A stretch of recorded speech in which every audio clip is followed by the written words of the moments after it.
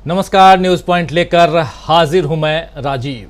तो दोस्तों, राहुल गांधी ने आज बता दिया है कि उन्होंने लोकसभा में अविश्वास प्रस्ताव पर बोलते हुए भारत माता की हत्या की बात क्यों की थी। संसद में बोलने के बाद आज फिर राहुल गांधी ने पीएम नरेंद्र मोदी पर कुछ बड़े आरोप लगाए और कुछ गंभीर सवाल भी उठाए हैं। राहुल गांधी ने फिर कहा है आज कि प्रधानमंत्री नरेंद्र मोदी मणिपुर को जलाना चाहते हैं, वहां की आग को बुझाना नहीं चाहते हैं। सेना 2 दिन में मणिपुर में हालात पर काबू पा सकती है। ये तमाम बातें दरअसल आज राहुल गांधी प्रेस कॉन्फ्रेंस में कर रहे थे और उसी प्रेस कॉन्फ्रेंस में इन्होंने बात कही है अपनी। आप जानते हैं कि कल यानी गुरुवार की शाम को पीएम नरेंद्र मोदी ने अविश्वास प्रस्ताव पर अपना जवाब लोकसभा में दिया और इस दौरान कुल 2 घंटे 13 मिनट बोलने का रिकॉर्ड भी मोदी जी ने बना लिया है। लेकिन इतने लंबे भाषण के बाद भी पीएम जो हैं वो मणिपुर को लेकर कोई पुख्ता समाधान देश को नहीं बता सके। समाधान छोड़िए, वो ये तक नहीं बता पाए कि मणिपुर की ऐसी हालत कैसे हुई, इसका जिम्मेदार कौन है और यह हिंसा कैसे थमेगी। अविश्वास प्रस्ताव के जवाब को मोदी जी ने चुनावी भाषण में तब्दील कर दिया था, आप सबने देखा, और अपनी आदत के मुताबिक कांग्रेस को जी भर के कोसा। आलम यह था कि जब लगभग पौने 2 घंटे तक पीएम ने मणिपुर पर कुछ नहीं बोला तो विपक्ष ने निराश होकर सदन से वॉकआउट करना उचित समझा और उसके बाद मोदी थोड़ा हड़बड़ाते हुए दिखे और तब जाकर उन्होंने 2 मिनट के लिए मणिपुर की बात की। वॉकआउट करके विपक्ष ने गलत किया या सही किया, इस पर भी सवाल उठे।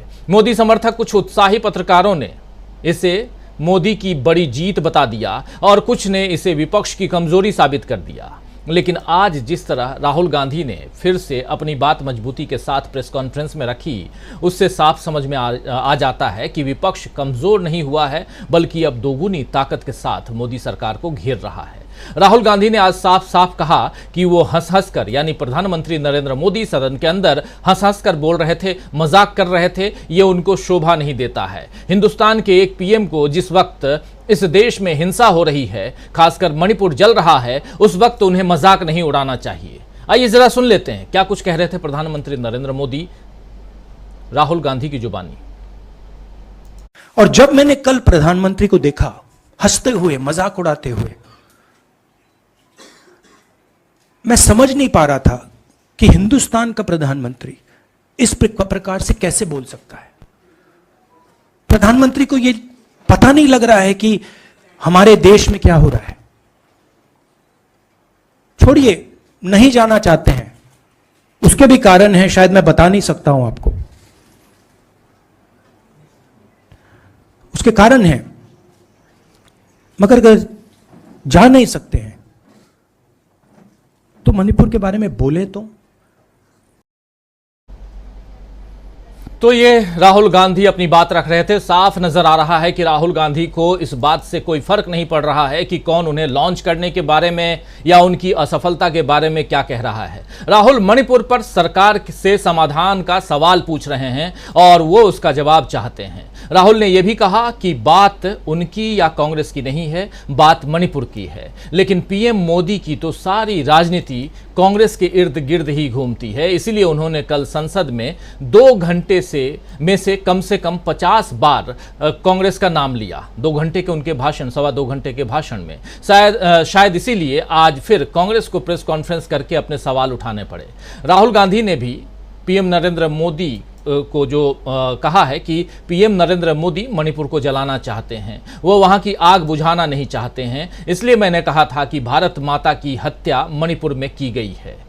ये बात भी हत्या को लेकर के, भारत माता की हत्या को लेकर के भी बहुत सारी बातें कल से हो रही हैं और खासकर जब से राहुल गांधी ने अपनी बात रखी है सदन के अंदर तब से। जरा सुन लेते हैं कि आज इस पर राहुल गांधी क्या कुछ कह रहे थे।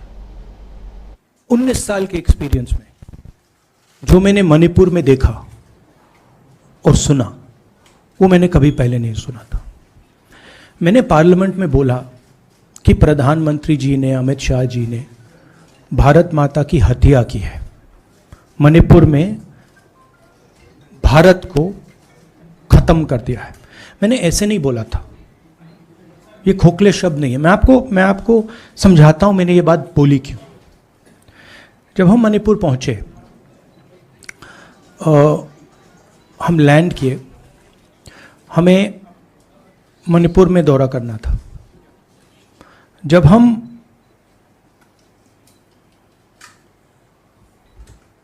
मेइते एरिया में गए, हमें साफ कहा गया था कि अगर आपकी सिक्योरिटी डिटेल में कोई भी कुकी होगा उसको आप यहां मत लाइए, क्योंकि हम उसको मार देंगे।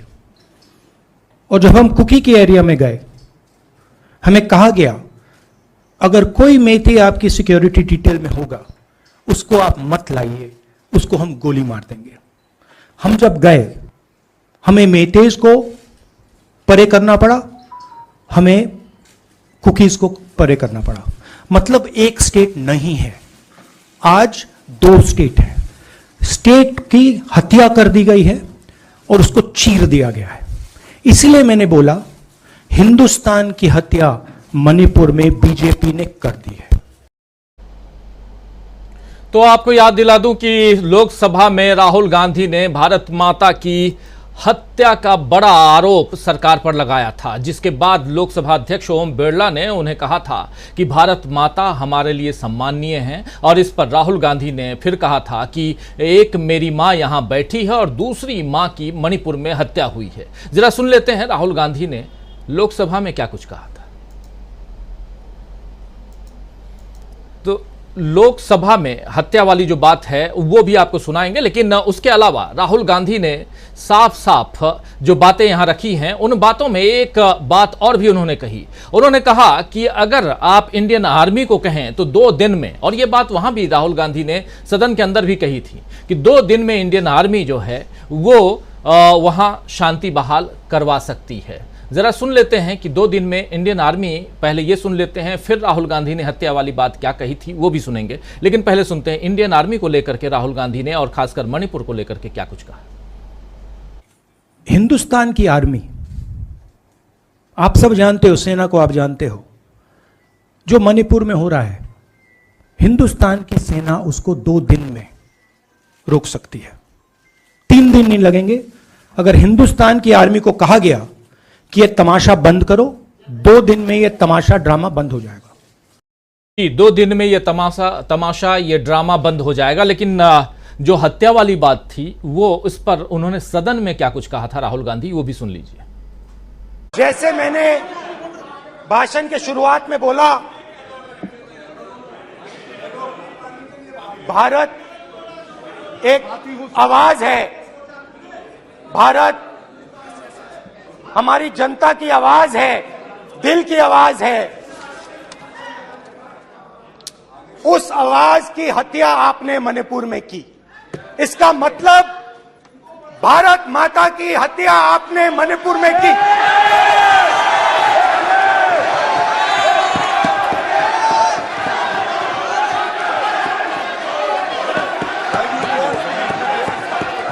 भारत माता को आपने मणिपुर के लोगों के मारा, आपने मणिपुर के लोगों को मारकर भारत की हत्या की है। आप देश द्रोही हो, आप देशभक्त नहीं हो, आप देश प्रेमी नहीं हो, आप देशद्रोही हो। आपने देश की हत्या मणिपुर में की। प्लीज प्लीज एक मिनट, प्लीज बैठिए, प्लीज बैठिए। अब सवाल आप उठता है, बैठना चाहते नहीं बैठना चाहते, आप बैठना चाहते नहीं बैठना चाहते, इसीलिए आपके बैठना प्रधानमंत्री चाहते आप। मणिपुर में नहीं मैं जा सकते बैठिए आप, हैं, क्योंकि उन्होंने प्लीज। देश की हत्या की है। मणिपुर में हिंदुस्तान की हत्या की है, भारत माता की हत्या की है। तो राहुल गांधी ने इतने आवेश में इससे पहले कभी ऐसा भाषण संसद में नहीं दिया था। राहुल के भाषण से करीब 2 दर्जन शब्दों को कार्यवाही से हटा दिया गया है, जिसमें यह हत्या जो आप सुन रहे थे वो देशद्रोही, कत्ल जैसे शब्द भी शामिल हैं। लेकिन आज फिर से प्रेस कॉन्फ्रेंस में उन्हीं आरोपों को वैसे ही शब्दों के साथ राहुल गांधी ने दोहराकर बता दिया है कि वो सरकार के आगे अपनी आवाज उठाते रहेंगे। लेकिन दूसरी तरफ उन्होंने एक बात और भी कही है। उन्होंने कही है ये बात कि प्रधानमंत्री नरेंद्र मोदी मजाक उड़ाते रहे और वहां नारेबाजी भी करते रहे। सदन के अंदर क्या नारेबाजी हुई थी, प्रधानमंत्री ने कैसे नारे लगवाए थे, जरा वो भी सुन लेते हैं। सुनिए जरा। ये लोग, ये गठबंधन गठबंधन, ये लोग भारत के दिवालिया होने की गारंटी है। भारत के दिवालिया होने की गारंटी है।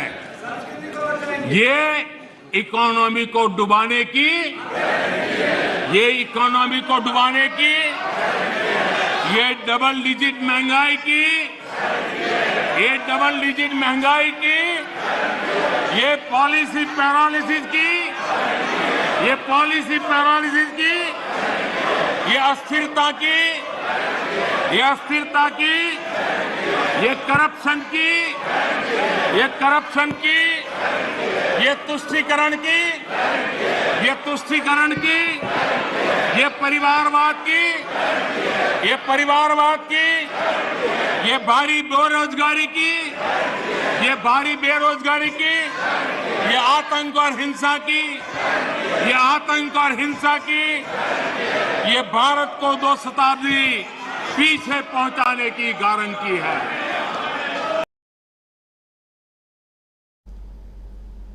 तो इस प्रधानमंत्री के इस भाषण के इस अंश को भी राहुल गांधी ने, और न सिर्फ राहुल गांधी ने बल्कि तमाम विश्लेषकों ने इसकी भर्त्सना की है कि आखिर सदन के अंदर प्रधानमंत्री नरेंद्र मोदी ये कर क्या रहे थे।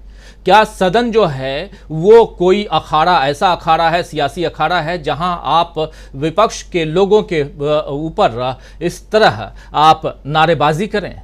यहाँ बहुत शांतिपूर्ण कार्यवाही होती है, लेकिन सदन के अंदर जो कार्यवाही हुई और उसमें भी प्रधानमंत्री के भाषण के तहत ये जो पार्ट है, जो अभी आपने लगभग 1.5-2 मिनट तक सुना, उसको आप खुद समझ लीजिए कि क्या है ये। दूसरी तरफ सदन की कार्यवाही से राहुल गांधी ही नहीं बल्कि नेता प्रतिपक्ष जो हैं अधीर रंजन चौधरी के कुछ अंशों को भी, शब्दों को भी हटाया गया है जो उन्होंने प्रधानमंत्री नरेंद्र मोदी के लिए कहे थे, और इसके साथ ही अधीर रंजन चौधरी को कल शाम निलंबित भी कर दिया गया था। विपक्ष के आज सरकार की इस कार्रवाई का जो है विपक्ष ने वो विरोध भी किया है, और विपक्ष ने दिखा दिया है कि सदन की मर्यादा का हवाला देते हुए विपक्ष के सांसदों पर सख्ती दिखाई जा सकती है, लेकिन इसके बाद भी सरकार की गैर जिम्मेदारी पर सवाल उठने बंद नहीं होंगे। विपक्ष को जितना दबाने की कोशिश सरकार करेगी वो उतनी तेजी से बल्कि दोगुनी ताकत से पलटकर जवाब देगा या पलटवार करेगा, और ये आज की प्रेस कॉन्फ्रेंस से साफ समझ में आता है। मोदी जी भी शायद इस बात को समझ रहे हैं, इसीलिए अब वो दूसरे तरीकों से सत्ता पर पकड़ बना करके रखना चाहते हैं। हिंदुत्व और ध्रुवीकरण के अलावा अब वो संवैधानिक संस्थाओं को सत्ता की कठपुतली बनाने में लगे हुए हैं, लेकिन क्या उनके ये पैंतरे कामयाब होंगे? सवाल उठता है कि क्या राहुल के तेवर से डर गई है सरकार? क्या अब विपक्ष को रोक पाएगी बीजेपी? बहुत सारे ऐसे सवाल हैं दोस्तों। इन सवालों का जवाब आज ढूंढने की कोशिश करते हैं इस कार्यक्रम के जरिए, न्यूज पॉइंट के जरिए। और सबसे बड़ा सवाल कि राहुल गांधी का जो सीधा प्रहार है, राहुल गांधी सदन के अंदर जो बात अपनी रख रहे थे वो तो रख ही रहे थे, लेकिन बाहर आकर के आज उन्होंने प्रेस कॉन्फ्रेंस करके जो अपनी बात रखी है वो बहुत महत्वपूर्ण क्यों है, आइए उस पर भी हम चर्चा की, उसी से शुरुआत करते हैं। हमारे साथ कुछ वरिष्ठ साथी जुड़े हुए हैं, उन सबसे आपका परिचय करवाता हूं। देखिए 6 वरिष्ठ साथी जुड़े हुए हैं हमारे साथ में। मीनू जैन जी हमारे साथ जुड़ी हुई हैं, मीनू जी आपका स्वागत करता हूं। संजय जी हमारे साथ जुड़े हुए हैं, सुनील शुक्ला जी जुड़े हुए हैं हमारे साथ में, हमारे साथ प्रशांत टंडन जी जुड़े हुए हैं, अमरेंदु उपाध्याय जी जुड़े हुए हैं, डॉक्टर दीपक पाचपोर जी जुड़े हुए हैं। आप सबका हार्दिक स्वागत करता हूं, और स्वागत इस्तकबाल आप तमाम दोस्त साथी शुभचिंतक आप सबका जो अब तक जुड़ चुके हैं, जुड़ने वाले हैं। देखिए रोज कुछ ना कुछ होता है, यही तो न्यूज है जो आप तक हम पहुंचाने की कोशिश करते हैं।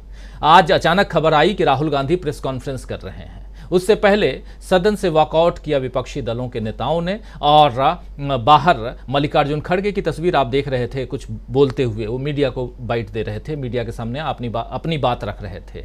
उधर राघव चड्ढा को आज निलंबित कर दिया गया है राज्यसभा से। संजय सिंह पहले से निलंबित हैं, अधीर रंजन चौधरी निलंबित हैं, और इन सब पर जब तक जांच पूरी नहीं होगी तब तक ये निलंबित रहेंगे।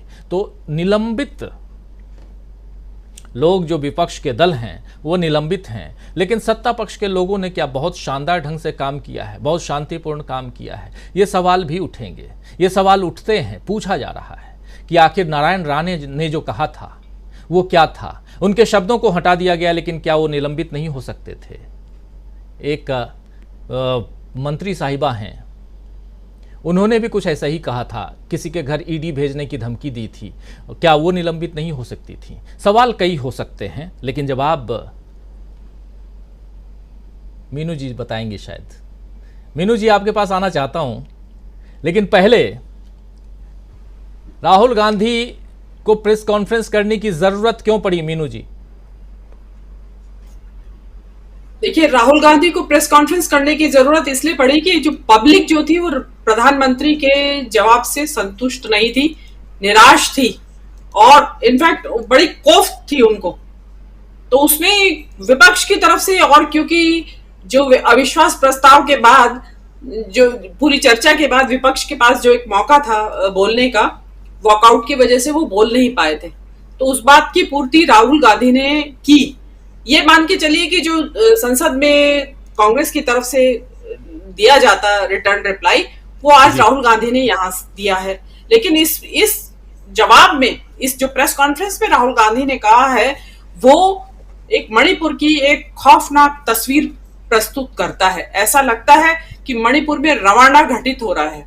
रवाना एक अफ्रीका का देश है, वहां जनजाति हुतू और तुत्सी के बीच में जो संघर्ष हुआ था, उसमें 100 दिन के अंदर 8 लाख तुत्सी मारे गए थे। तो ऐसा लगता है, क्योंकि जैसा खबरें भी आ रही हैं कि जो पुलिस है मणिपुर की, वो असम राइफल जो वहां पे डिप्लॉयड थी, उनके खिलाफ एफआईआर करवा रही है। तो जो राहुल गांधी ने आज कहा, बड़ी डराने वाली बात है ये देश के लिए। मोदी जी डरे होंगे या नहीं, वो तो मुझे नहीं लगता कि वो डरे होंगे। उन्होंने कहा कि जब मैं वहां गया मणिपुर, तो जब मैं मैतेई समुदाय के इलाकों में गया, तो उन्होंने कहा कि अगर आपकी सिक्योरिटी में कुकी समुदाय के लोग हैं तो उन्हें निकाल दीजिएगा, नहीं तो अगर यहाँ आए तो हम उनको गोली मार देंगे। सेम वे जब कुकी समुदाय के तरफ गए इलाकों में, तो उन्होंने कहा अगर मैतेई समुदाय के लोग आपकी सुरक्षा में हैं तो उन्हें यहाँ नहीं घुसने देंगे, हम उनको मार दिया जाएगा। तो आप ये देखिए कि किस स्तर पर पहुंच चुका है हिंसा का और नफरत का ज्वालामुखी, जो लगा दिए आग इन्होंने 4 महीने से। और राहुल गांधी ने बिल्कुल ठीक कहा, और इसी तरह मजम्मत की जानी चाहिए प्रधानमंत्री की, कि वहां तो ये हो रहा है और आप यहाँ खिलखिला रहे हैं, हंस रहे हैं, मजाक कर रहे हैं। मतलब आपके लिए चर्चा का विषय कांग्रेस और गांधी परिवार है, आपके लिए वो जरूरी ज्वलंत मुद्दा है इस देश का, गांधी परिवार और कांग्रेस। वो कांग्रेस एक तरफ तो कहते हैं कि मर गई है, खप गई है, 55 नहीं है और आपके 20 रह जाएंगे और 10 रह जाएंगे, और एक तरफ वो मुद्दा वो कांग्रेस आपके लिए इतनी महत्वपूर्ण है कि आप 2 घंटे तक बोलते ही चले जा रहे हैं उसके ऊपर। आपके लिए मणिपुर मुद्दा नहीं है। मोदी जी को मणिपुर की महिलाओं से खासकर माफी मांगनी चाहिए थी संसद में खड़े होकर, कि जो उस वक्त करने में चूक हो गई उसकी भरपाई अब की जाएगी, और आप बिल्कुल, मैं सुरक्षा की गारंटी देता हूं। वो तो मोदी जी ने कहा नहीं। कब याद आया उनको मणिपुर? जब विपक्ष ने वॉकआउट कर दिया तो अचानक उनको लगा अरे मणिपुर पे भी बोलना था मुझे, तो ये तो अविश्वास प्रस्ताव उसी मुद्दे को लेके था। लेकिन उस पे वो बोल के, और उसके बाद आप देखिएगा, उसके बाद उन्होंने नारे लगवाए हैं, सॉरी उसके पहले लगा चुके थे नारे, उसके बाद भी उनका जो रैंटिंग थी वो रुकी नहीं, जो बोलना था। और अधिकतर पब्लिक ने, आप सर्वे कर लीजिए, उसमें अधिकतर पब्लिक ने इसको अनर्गल बातें बताया है कि मोदी जी जो कर रहे हैं। पक गई है पब्लिक कि कितनी देर देखें। लोगों ने बताया कि अधिकतर लोगों ने तो बंद ही कर दिया 1 घंटे के बाद टीवी, कि ये कुछ बोलने मुद्दे पे आने वाले नहीं है। इससे भी ज्यादा मुझे अफसोस जो बीजेपी के जो सांसद हैं जो पीछे बैठे हैं, जिन पे की अकेला भारी है ये मोदी जी, उनकी बुद्धि पे तरस आता है, उनके विवेक पे तरस आता है। किस तरीके से आप देखिए पीछे अर्जुन मेघवाल हंस रहे हैं, मतलब मणिपुर की चर्चा नहीं हो रही है यहाँ पे, इनके नाक के नीचे नूह जल रहा है, हरियाणा जल रहा है, जो राहुल गांधी ने कहा था कि केरोसिन फेंक दिया है वहां पे भी। तो वो ये तो संवेदनशीलता की पराकाष्ठा जिसको कहा जाएगा। और ऊपर से मणिपुर के मुद्दे को वो अदालतों के ऊपर डाल रहे हैं कि अदालतों का किया धरा है ये। अरे अदालतों ने कर भी दिया था तो आप आगे बढ़ के एक्शन लेते ना, कि नहीं होगा। तो राहुल गांधी ने जो आज जो दिया है, जो प्रेस कॉन्फ्रेंस में दिया है, मेरा मानना ऐसा है कि ये जो बात उन्होंने कही है, जो 1-2 मैती और कुकी वाली, ये बात अगर लोकसभा के भीतर कहते तो बहुत ही अच्छा इंपैक्ट जाता है। इनफैक्ट पब्लिक कुछ और भी सुनना चाहती थी उनके मुंह से कि एक्चुअली उन्होंने देखा क्या। लेकिन शायद वो अपनी जो एक एक डिसेंसी को बनाए रखते हुए वो इस तरीके के शायद बहुत विभत्स दृश्य उन्होंने देखे हैं, क्योंकि उनका आक्रोश बता रहा था कि बहुत विभत्स दृश्य उन्होंने देखे और वो आज भी कायम है, उनको अंदर से बहुत पीड़ा है और वेदना भी है इस बात की। और कोई भी जाएगा तो वो देखेगा संवेदनशील हृदय, लेकिन प्रधानमंत्री को इससे कोई मतलब नहीं है। ऑन द कंट्रेरी वो खुश हैं कि जो हो रहा है मणिपुर में अच्छा हो रहा है, अच्छी फसल कटेगी वोटों की। जी जी, शायद राहुल गांधी जो सदन के अंदर भाषण में बोलना चाहते थे वो कुछ छोड़ना पड़ा उन्हें, क्योंकि समय इजाज़त न दे रहा हो, या हो सकता है ये भी हो कि जितना वहाँ व्यवधान था टोका टाकी उसमें राहुल गांधी कुछ बातों को छोड़ गए, लेकिन आज अपने जो प्रेस कॉन्फ्रेंस है उसमें उन्होंने वो सारी बातें रखी हैं। और सबसे बड़ी बात कि मणिपुर में जब वो गए तो कुकी और मैतेई के बीच में जो खाई बढ़ गई है उसका जिक्र उन्होंने करके, जो अभी सुना भी रहा था, आप लोगों ने सुना, उसका जिक्र करके उन्होंने साफ साफ बता दिया है कि अमित शाह जी जो बात बफर जोन की बात कर रहे थे, क्या यही बफर जोन है जो अमित शाह कह रहे हैं? यानी कि 2 राज्य में आप मणिपुर को तब्दील कर चुके हैं। प्रशांत टंडन जी, आपके पास आना चाहता हूं। बहुत गंभीर चर्चा राहुल गांधी ने आज छेड़ी है प्रेस कॉन्फ्रेंस के जरिए। छोटा सा प्रेस कॉन्फ्रेंस, आधे घंटे में अपनी बातचीत उन्होंने रखी, लेकिन बातचीत के दौरान जो बात वहां निकल के आई है वो बहुत महत्वपूर्ण है तमाम चीजों पर। और सबसे बड़ी चीज की प्रधानमंत्री नरेंद्र मोदी पे जब वो नारेबाजी करवा रहे हैं, नारे लगवा रहे हैं सदन के अंदर, और उसके अलावा आप देखिए कि 1.25 घंटे तक अगर सरकार और उसमें भी प्रधानमंत्री कुछ ना बोले मणिपुर पे, तो विपक्ष वॉकआउट नहीं करेगा तो क्या करेगा? हालांकि इस पे अलग अलग ढंग से तर्कें आ रही हैं। आपकी राय, आपके विचार, क्या कुछ आप कह रहे हैं, कैसे देख रहे हैं खासकर आज की प्रेस कॉन्फ्रेंस को, राहुल गांधी की प्रेस कॉन्फ्रेंस को? देखिए राजीव जी, अगर पिछले कुछ दिनों का घटनाक्रम आप देखें और जिस तरीके से संसद चला है, मैं राहुल गांधी की आज की प्रेस कॉन्फ्रेंस में भी आऊंगा जो उसका हिस्सा है। जो देखने में लग रहा है वो राहुल गांधी जो बता रहे हैं उससे भी भयानक है कि भारत में संसदीय लोकतंत्र जो है वो खतरे में है। जी, जिस तरीके से संसद चली है, जिस तरीके से बिल पास हो रहे हैं, जिस तरीके से प्रधानमंत्री मणिपुर जैसे सवाल पर चुटकुले सुना रहे हैं, मस्खरी कर रहे हैं और मुद्दे पर नहीं आ रहे हैं। 1.25 घंटे तक जब विपक्ष ने वॉकआउट किया तब वो मणिपुर पे उनका मान निकला। जिस तरीके से दोनों सदनों के पीठासीन अधिकारियों का व्यवहार है, अभी आपने बताया कि संजय सिंह आम आदमी पार्टी के अपने दल के नेता हैं, वो अधीर रंजन चौधरी लोकसभा में अपने दल के नेता हैं, कांग्रेस के नेता हैं, डेरेक ओब्रायन तृणमूल के अपने नेता हैं राज्यसभा में, और राघव चड्ढा राज्यसभा में आम आदमी पार्टी के नेता हैं। तो यानी दोनों सदनों से विपक्ष के बड़े नेताओं को बाहर कर दिया गया। जिस तरीके से स्पीच एक्सपंज हो रही है, जिस तरीके से माइक बंद होते हैं, जो तरीका है कि कैमरा राहुल गांधी से के सामने हटवाकर आप लगा दो, और अगर आप लोकसभा की और राज्यसभा की कार्रवाई को देखें राजीव जी, और जब विपक्ष के लोग बोलते हैं और जब सत्ता पक्ष के लोग बोलते हैं, आप पीठासीन अधिकारियों के चेहरे का भाव देखिए, उससे ही पता चलता है।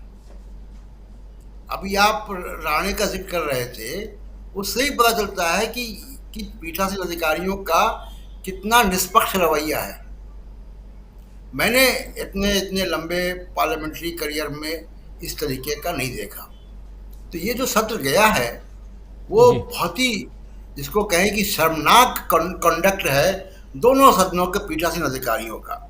और देखिए, पार्लियामेंट ऐसी पार्लियामेंट का क्या फायदा जिसमें विपक्ष ना हो।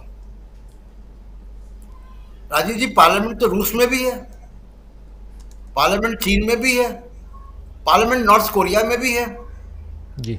उनकी पार्लियामेंट में और लोकतांत्रिक देशों की पार्लियामेंट में अंतर क्या है कि चीन, रूस और नॉर्थ कोरिया की पार्लियामेंट में विपक्ष नहीं है जी। वहां भी हाउस के सेशन होते हैं, बिल पास होते हैं, एक ही तरीके का मत होता है। ये चाहते हैं पीठासीन अधिकारी।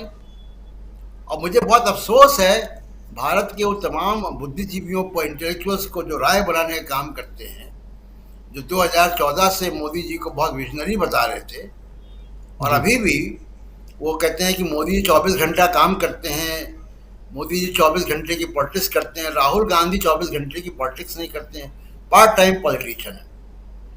एक व्यक्ति जो कि मणिपुर में जिस तरीके का सिविल वॉर हो रहा है उस पर एक संजीदगी से सवाल उठा रहा है, संसद के अंदर भी बाहर भी, वहां होकर आया है। वो पार्ट टाइम पॉलिटिशियन है और जो संसद में चुटकुले सुना रहा है 2 घंटे तक, मस्खरी कर रहा है, वो गंभीर पॉलिटिशियन है, बड़े विजनरी हैं। मुझे शर्म आती है उन बुद्धिजीवियों पे कि उन्होंने देश की जनता को गुमराह किया है। दूसरी बात कि राहुल गांधी ने जो बहुत गंभीर आरोप लगाए, जिस तरीके का बफर जोन की बात वो कर रहे हैं कि कुकी एरिया में मैती अगर सिक्योरिटी वाला भी होगा तो मार देंगे, मैती एरिया में कुकी सिक्योरिटी वाला होगा उसको भी खुलेआम कह रहे हैं कि मार देंगे। 6 लाख राउंड वेपन वहां पे बटा हुआ है जी। लोगों के बीच में है, हजारों वेपन, ऑटोमेटिक राइफल्स, मोर्टार लोगों के बीच में है। उनको सीज करने का, उनको जब्त करने का क्या हो रहा है? कुछ नहीं हो रहा है। प्रधानमंत्री वहां पे खामोश है, संसद में भी खामोश रहे, वो तो विपक्ष का वॉकआउट नहीं होता तो बोलते नहीं। तो कुल मिलाकर राजीव जी ये है कि जो राहुल गांधी बता रहे हैं जितनी गंभीर स्थिति मणिपुर की, मैं उसको 100 से मल्टीप्लाई करके देख रहा हूं, क्योंकि मणिपुर तो चलिए कोई सरकार आएगी और वो ठीक कर देगी, कोई प्रशासनिक अधिकारी ठीक होंगे तो कर देंगे, सिक्योरिटी फोर्सेस को सद्बुद्धि आएगी तो वो ठीक कर देंगे।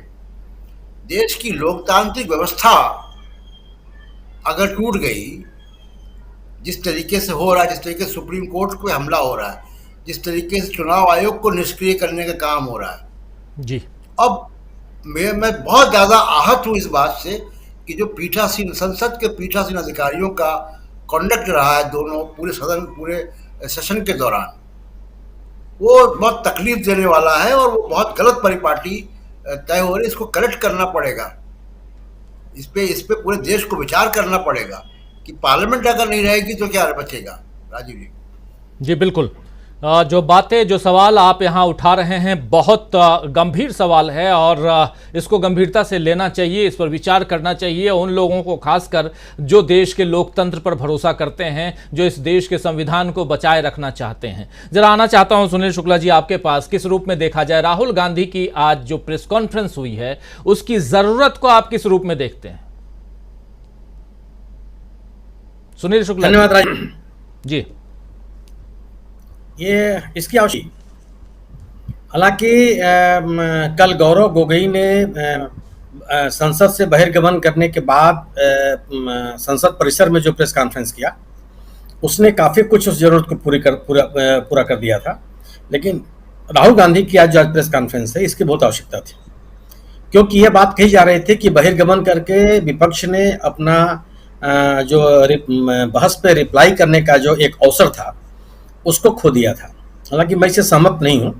मेरा अपना ये मानना है कि संसद से बहिर्गमन भी एक प्रभावी प्रतिकार है, एक प्रभावी विरोध है, और यह जो तरीका विपक्ष ने अपनाया उसमें उसने कोई गलती नहीं की। लेकिन बहिर्गमन करने के बाद एक निश्चित रूप से एक अवसर होता है इस नो कॉन्फिडेंस मोशन में कि जो प्रस्ताव मूव करता है उसको बहस के जो बातें सुनी रहती है, सरकार से जो जवाब आता है उसका जवाब देने का, उस पर सवाल उठाने का उसका एक मौका होता है।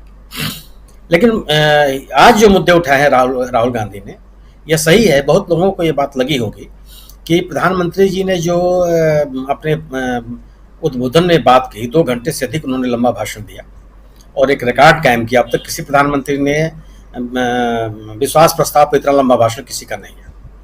लाल बहादुर शास्त्री का सबसे बड़ा लंबा भाषण कहा जाता रहा है, मोदी जी ने उस रिकॉर्ड को तोड़ दिया।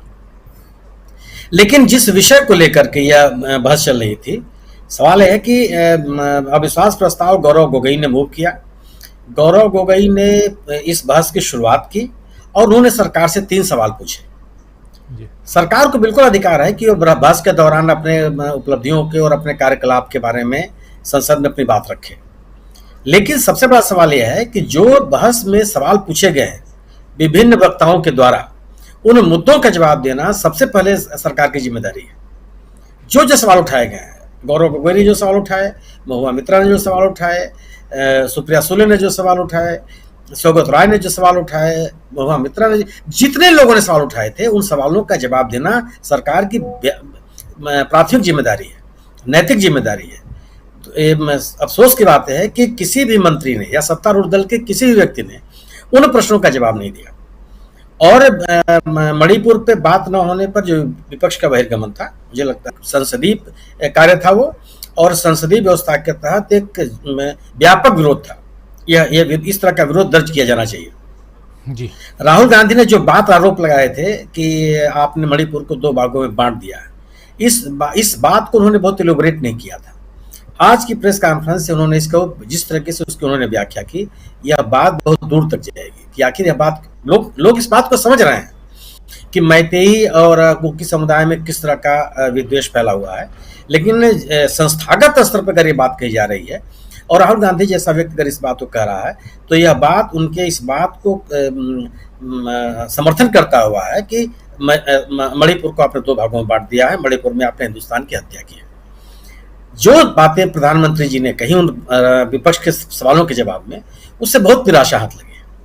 प्रधानमंत्री जी के पास एक बहुत बड़ा मौका था कि वह देश को संबोधित कर। मैं आज कहीं किसी इम्फाल के किसी पत्रकार को मैं कहीं सुन रहा था या पढ़ रहा था, उन्होंने अपनी बात में कहा कि बड़ी संख्या में लोग इम्फाल में या मणिपुर के विभिन्न इलाकों में प्रधानमंत्री जी को सुनने के लिए टीवी सेट से चिपके हुए थे।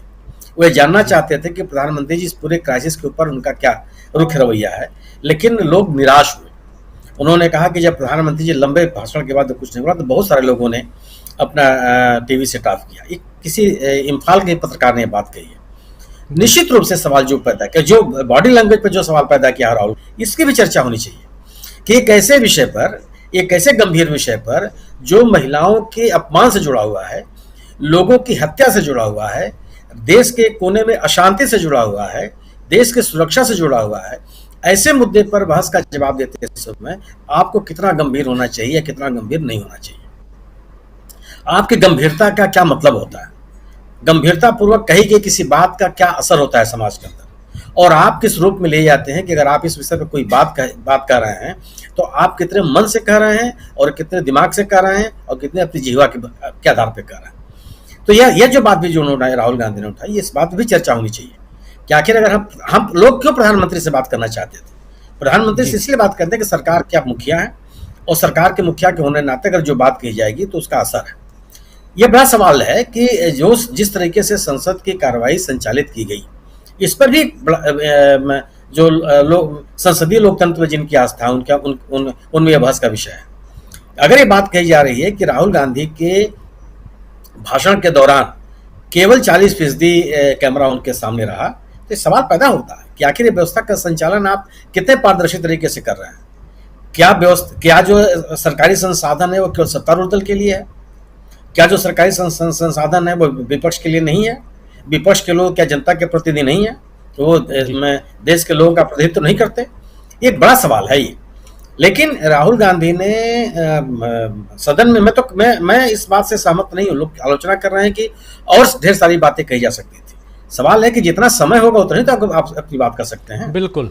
आप देखिए, उस निर्धारित समय में राहुल गांधी ने जितनी बातें कही, विपक्ष के नेताओं ने, किसी भी विपक्ष के नेता ने मणिपुर से अलग हटकर कोई बात नहीं कही। किसी नेता का उल्लेख कर लीजिए। सबसे शानदार भाषण दिया गौरव गोगोई ने, और केवल आप आज की अपनी नाकामियों को पिछले 50 साल की राजनीति से उस पर लिपापोती करना चाहते हैं। क्या यह तथ्य नहीं है कि मिजोरम में मिजो एकॉर्ड के बाद से कोई हिंसा नहीं हुई? क्या ये तथ्य नहीं है कि मिजो एकॉर्ड को लागू करने के लिए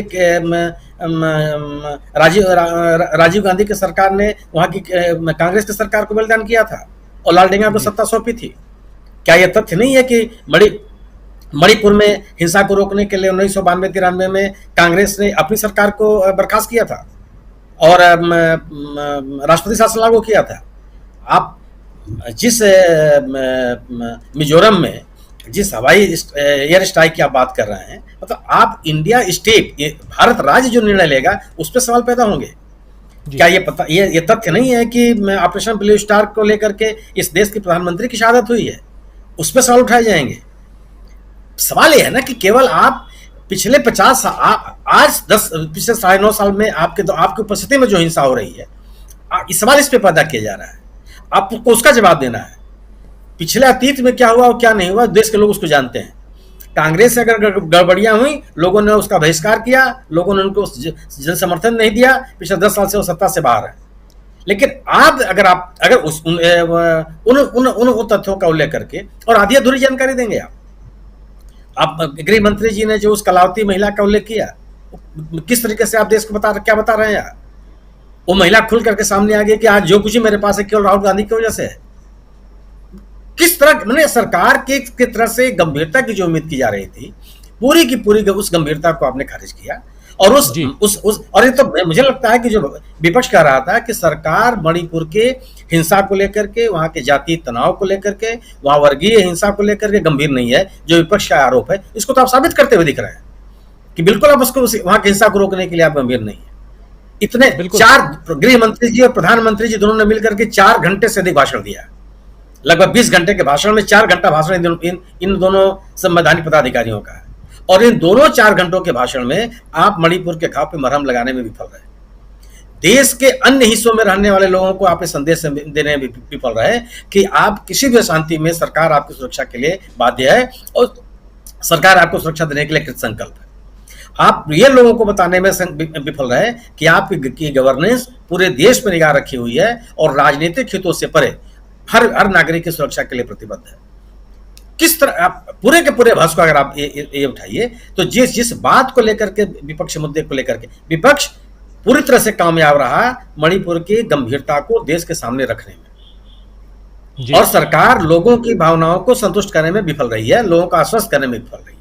जी बिल्कुल बिल्कुल, 2 बातें यहाँ साफ साफ समझ में आ रही हैं। एक, नैरेटिव सेट करने की कोशिश हो रही है कि विपक्ष जो है वो अविश्वास प्रस्ताव तो लेकर आया मणिपुर के ऊपर, लेकिन विपक्ष खुद बाहर निकल गया, मणिपुर पे वो बात करना मुनासिब नहीं समझा। लेकिन क्या ये सच है, उसी को यहाँ डिकोड कर रहे हैं हम। और राहुल गांधी को दूसरे दिन आज आकर प्रेस कॉन्फ्रेंस दिन में 3 बजे क्यों करना पड़ा, इस बात की भी चर्चा हम यहां कर रहे हैं। और क्या राहुल गांधी ने पूरी तरह से मोदी जी को और मोदी जी की सरकार को मणिपुर के मसले पे एक्सपोज कर दिया है, ये सबसे बड़ा सवाल है। आइए आना चाहता हूं डॉक्टर दीपक पाचपोर जी आपके पास, कैसे देख रहे हैं आप? राजीव जी, जर्मनी के एक बहुत बड़े कवि बर्टोल्ट ब्रेख्ट, उनकी एक बड़ी प्रसिद्ध कविता है जिसका शीर्षक है अगली पीढ़ी के लिए। उसका शीर्षक ही है, उन्होंने कविता अगली पीढ़ी के लिए लिखी है। 5 लाइन की देखिए, बाकी बहुत बड़ी कविता है, उसकी 5 लाइनें सुना रहा हूं आपको।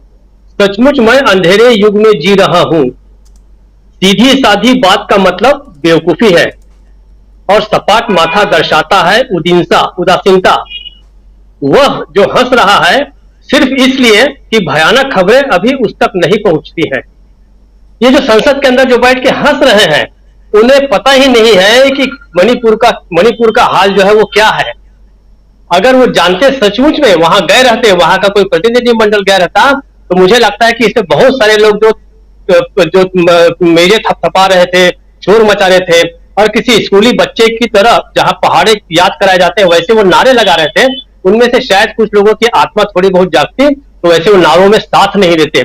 लेकिन दुर्भाग्य से यह संसद जो है पूरी की पूरी जो है वो अप्रासंगिक हो गई है, मुझे ऐसा लगता है 2-3 कारणों से।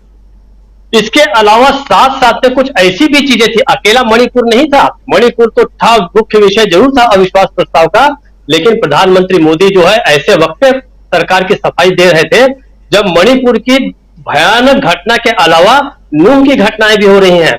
और कुछ समय के बाद वहां के जो दक्षिणपंथी बहुत सारे ऑर्गेनाइजेशन हैं, उन्होंने फिर से एक योजना बनाई है कि उसकी एक तारीख को तय कर रहे हैं कि इस दिन पूरे हरियाणा में वो जो जुलूस निकाले जाएंगे, वो खतरा दूसरा अभी आपके सामने है।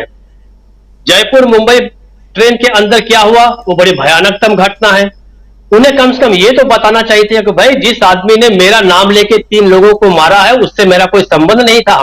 आप अदानी के मामले में तो नहीं बता रहे राहुल गांधी को कि अदानी के साथ मेरा क्या रिश्ता है, लेकिन ये तो बताइए कि जो पुलिस वर्दी वाला जो है वो मोदी और योगी के नाम पे 4 लोगों को शूट कर रहा है सीधे सीधे, उसी सर्विस राइफल्स थे जो उसको लोगों की सुरक्षा के लिए दी गई थी, तो उसके साथ आपका संबंध है या नहीं ये तो बताइए।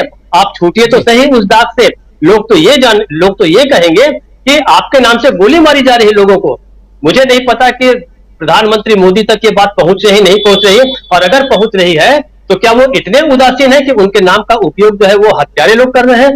उन्हें खुद सतर्क हो जाना चाहिए था।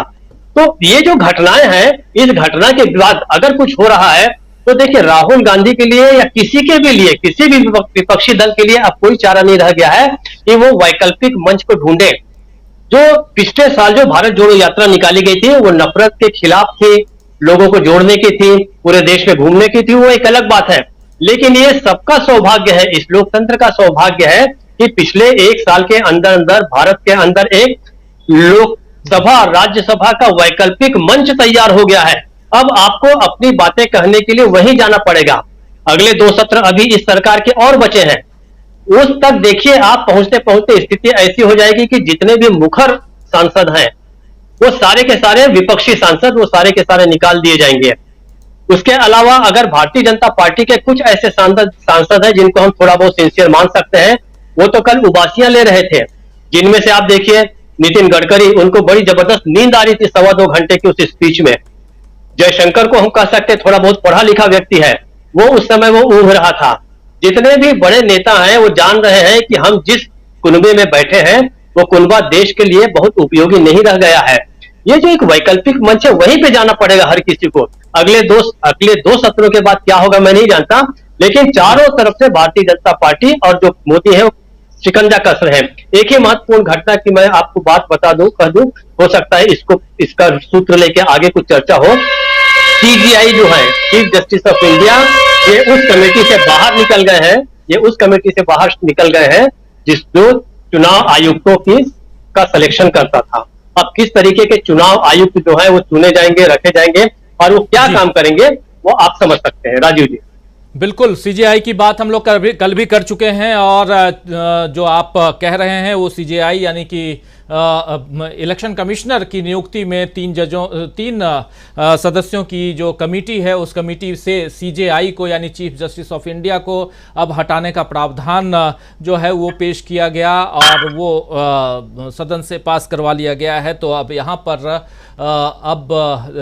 उनकी जगह पे सरकार के द्वारा मनोनीत एक मंत्री होगा, प्रधानमंत्री पहले से हैं, और एक नेता प्रतिपक्ष होगा। तो इलेक्शन कमीशन में इलेक्शन कमिश्नर यानी चुनाव आयुक्त कौन होगा ये आप मोटा मोटी मान के चलिए कि वो सरकार तय करेगी। खैर, और चुनाव सिर पे हैं, बहुत सारे चुनाव हैं, लोकसभा का चुनाव 2024 का चुनाव है और उसको लेकर के सत्ता पक्ष और विपक्ष दोनों बिल्कुल अभी से तैयारियों में जुटा हुआ आप देख रहे हैं। और खासकर विपक्षी दलों का जो 26 दलों का गठबंधन इंडिया बना हुआ है, उस इंडिया को लेकर के भी आज सुप्रीम कोर्ट में एक याचिका लगी थी और सुप्रीम कोर्ट ने फटकार लगाते हुए याचिकाकर्ता को बाहर का रास्ता दिखा दिया है। और वहाँ ये कहा गया था कि ये इंडिया शब्द जो हैं ये देश का अपमान है, इसलिए लिया है इन लोगों ने। तो सुप्रीम कोर्ट ने साफ कहा कि इस मसले पे आपको जाना है कहीं तो इलेक्शन कमीशन में जाइए, लेकिन यहां हमारा समय बर्बाद मत कीजिए। और सबसे बड़ी बात सुप्रीम कोर्ट ने वहां यह भी कही कि आप यहां पब्लिसिटी गेन करने के हिसाब से आए हुए हैं, जो हम बिल्कुल नहीं होने देंगे। तो फटकार लगा करके सुप्रीम कोर्ट ने बाहर कर दिया है। इंडिया पे बहुत सारी बातें हो रही हैं और वही इलेक्शन कमीशन की बात। लेकिन दूसरी तरफ अविश्वास प्रस्ताव पे हम चर्चा कर रहे हैं। चर्चा राहुल गांधी की आज की प्रेस कॉन्फ्रेंस की कर रहे हैं कि राहुल गांधी को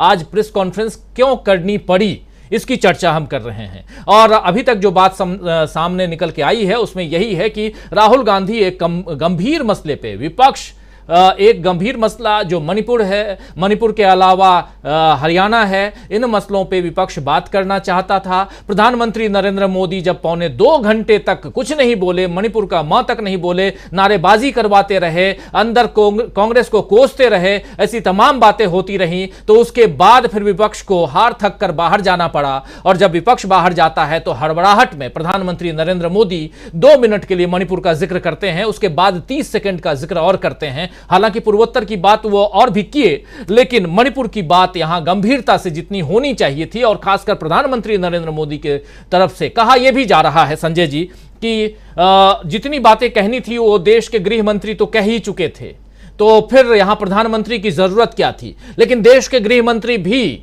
मणिपुर पर कितनी बात किए वो भी रिकॉर्ड निकाल करके देख लीजिए। तो क्या गृह मंत्री बोल चुके हैं इसलिए प्रधानमंत्री नहीं बोलेंगे? और अगर बोलेंगे तो सिर्फ 2 मिनट, 2.5 मिनट या 3 मिनट बोलेंगे, यह देखा जाए। और इस पर अगर राहुल गांधी आकर के अपनी बात रखते हैं तो इसमें क्या गुनाह है? सबसे बड़ी बात तो गृह मंत्री बोल चुके थे का कोई मतलब नहीं है। गृह मंत्री मुद्दे पे बिल्कुल नहीं थे, और जो उनसे जो जवाब मांगा जा रहा है उसका जवाब तो गृह मंत्री छोड़िए किसी भी वक्ता ने नहीं दिया सरकारी पक्ष से। तो और अगर बोल भी चुके थे तो प्रधानमंत्री ने कल कौन सा बड़ा एक्सक्लूसिव और नया लिखा हुआ अपना लेख पढ़ दिया था? वो जो पढ़े सब पुरानी बात ही थी, उसमें कुछ नया तो था नहीं। और सबसे बड़ी बात ये कि अगर राहुल गांधी ने कहा था कि रावण को उसके घमंड ने मारा, तो उसका जवाब ये दे रहे हैं कि कांग्रेस 400 से 40 पे आ गई। तो कांग्रेस 400 से 40 पे 10 साल पहले आई थी, और राहुल गांधी ने जो कहा था वो अपने अनुभव से कहा था। तो अब इसमें प्रधानमंत्री ने जो कल उसकी चर्चा की वो क्या था, और क्यों वो संसद और देश का समय खराब कर रहे थे? जाहिर है कि उनको संसद में बोलने के लिए बुलाया गया था, वो नहीं आ रहे थे, इसलिए विश्वास प्रस्ताव लाया गया था, ये सबको पता था। तो उनसे स्पेसिफिक जवाब की उम्मीद की गई थी, और स्पेसिफिक 3 सवाल पूछे गए थे कांग्रेस की तरफ से जो तरुण गोगोई ने पूछे थे। तो उसका सीधा जवाब दे देते, बात खत्म हो जाती। और इतने ही सवाल था मुझे लगता है, और देश इतना ही जानना चाहता था, सारा मामला इसीलिए था। तो जो आप मूल मुद्दे पे नहीं रहेंगे, और मुझे नहीं लगता कि अभी भी किसी सवाल का जवाब दिया गया है, तो अगर अभी तक किसी भी सवाल का जवाब दिया ही नहीं गया है तो मुद्दा तो स्टैंड करता ही है। सरकार के लिए ना करता हो, अगर विपक्ष के लिए करता है तो विपक्ष अपनी बात रखेगा, और उसने दोबारा रखेगा, जब तक जवाब नहीं मिलेगा तब तक रखेगा, और यार जवाब नहीं देंगे तो मुद्दा रखता रहेगा। तो इसलिए कांग्रेस या विपक्ष की तरफ से जो कुछ भी किया गया वो उसकी मजबूरी है, उसका काम है, उसका धर्म है। अगर सरकार मणिपुर पे ध्यान नहीं दे रही है, मणिपुर को उसने जलता छोड़ दिया है, और विपक्ष को लग रहा है कि सरकार को कार्रवाई करनी चाहिए, और विपक्ष को लग रहा है कि सरकार को कार्रवाई करने के लिए मजबूर करना जरूरी है, तो विपक्ष अपना काम कर रहा है। सरकार बताए कि उसको ऐसा क्यों नहीं करना चाहिए, सरकार बताए कि जो वहां हो रहा है वो सर्वश्रेष्ठ है, या इससे अच्छा कुछ किया नहीं जा सकता है, या हमने जो सब किया वो जो सब किया जा सकता था वो सब हमने किया है। तो सरकार ने ऐसा तो कुछ नहीं कहा है। तो जाहिर है कि जो करना है, जो होना चाहिए वो सरकार नहीं कर रही है। विपक्ष चाहता है कि ये सब किया जाए, तो विपक्ष अपनी तरफ से दबाव बना रहा है। और इस पूरे मामले में प्रधानमंत्री संसद नहीं आते हैं, ये अपने आप में बड़ा मामला है कि प्रधानमंत्री संसद क्यों नहीं आते हैं।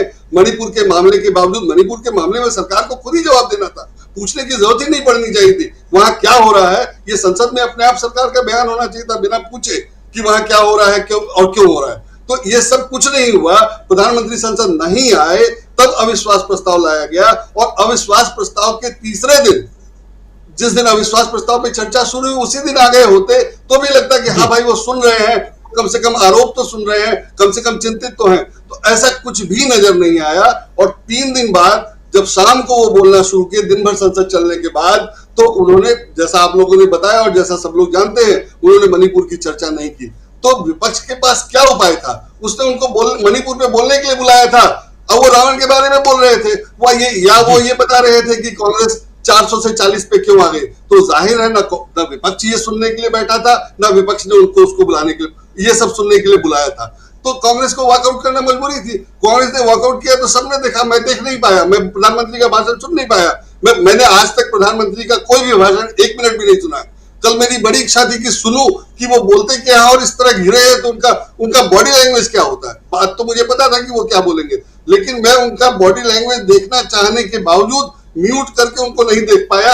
ये मेरा प्रॉब्लम हो सकता है कि ये मेरा निजी प्रॉब्लम है, और मुझे नहीं, उनको पसंद नहीं है इसलिए ऐसा। लेकिन फैक्ट ये है कि जब आप प्रोग्राम दिखा रहे थे कि नरेंद्र मोदी ने क्या कहा, तो भी मैं नहीं देख पाया।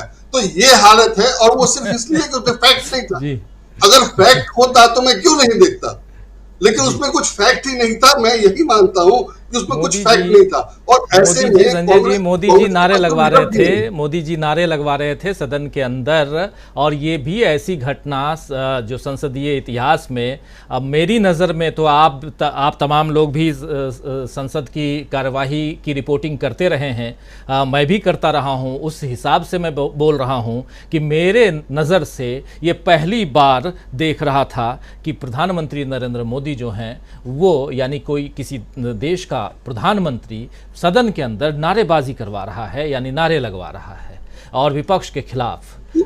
ऐसे तो ठीक है, छीटाकशी होती है, वो एक अलग बात है, लेकिन नारेबाजी ये अपने आप में एक अचंभित घटना कह सकते हैं। मतलब इस पे आप क्या कहें? लेकिन थोड़ा सा आपको रोकना चाहूंगा, राहुल गांधी से एक सवाल किया गया।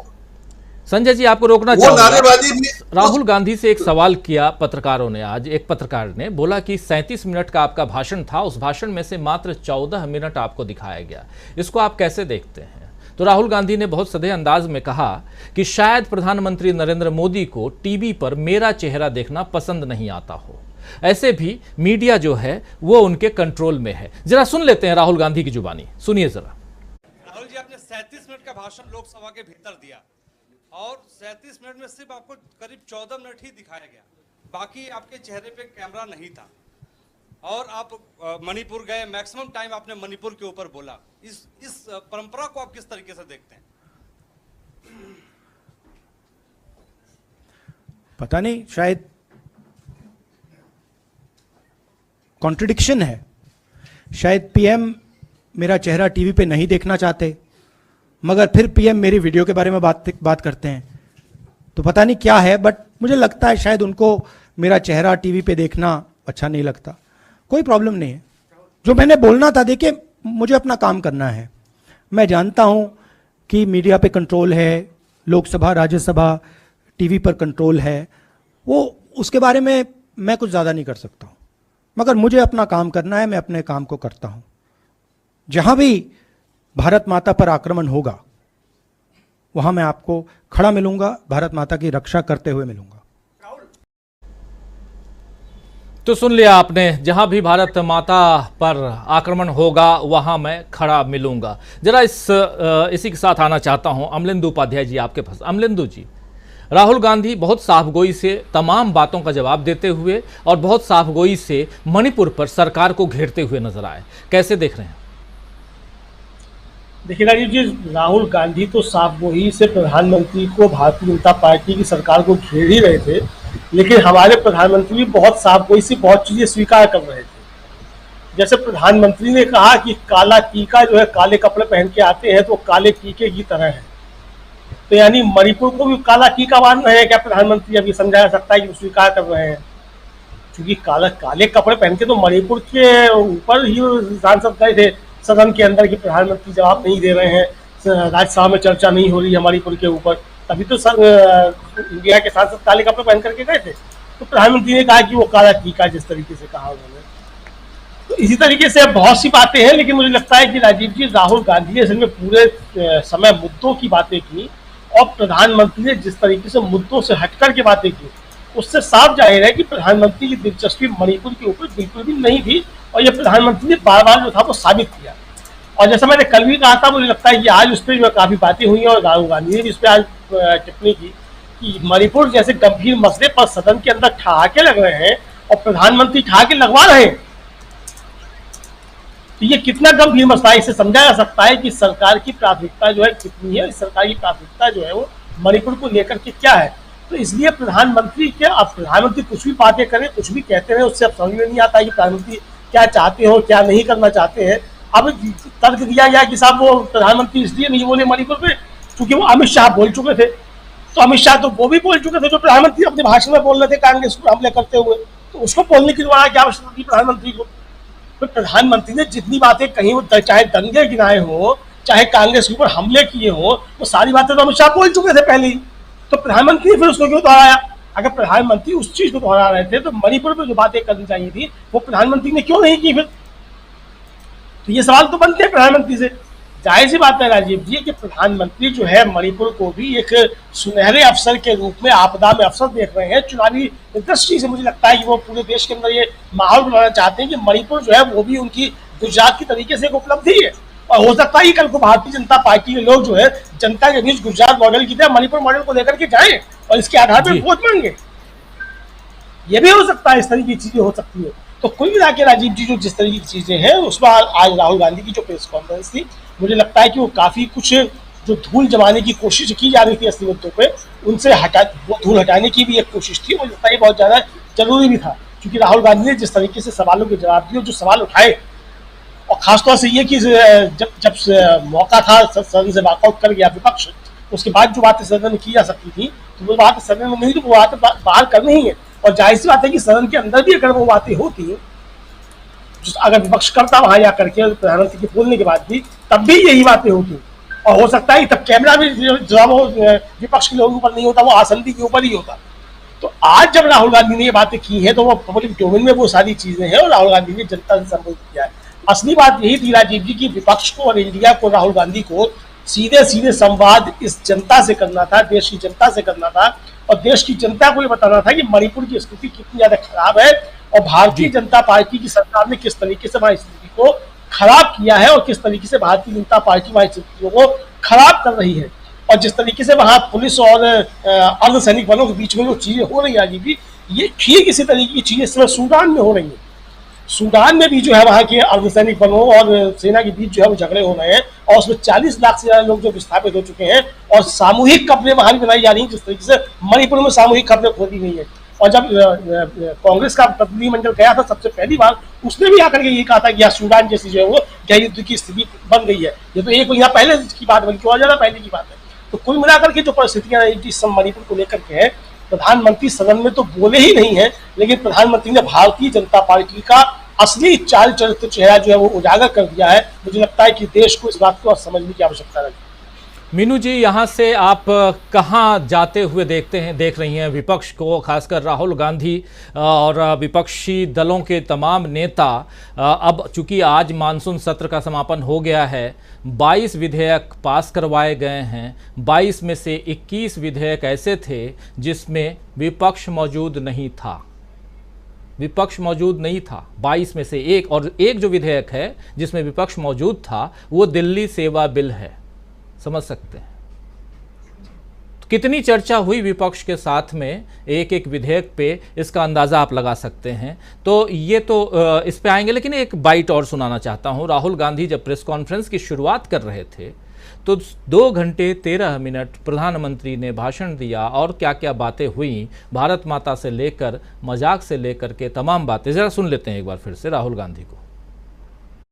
कल प्रधानमंत्री जी ने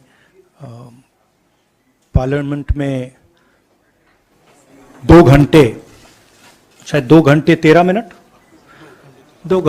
मिनट भाषण किया। उसमें अंत में 2 मिनट उन्होंने मणिपुर की बात की।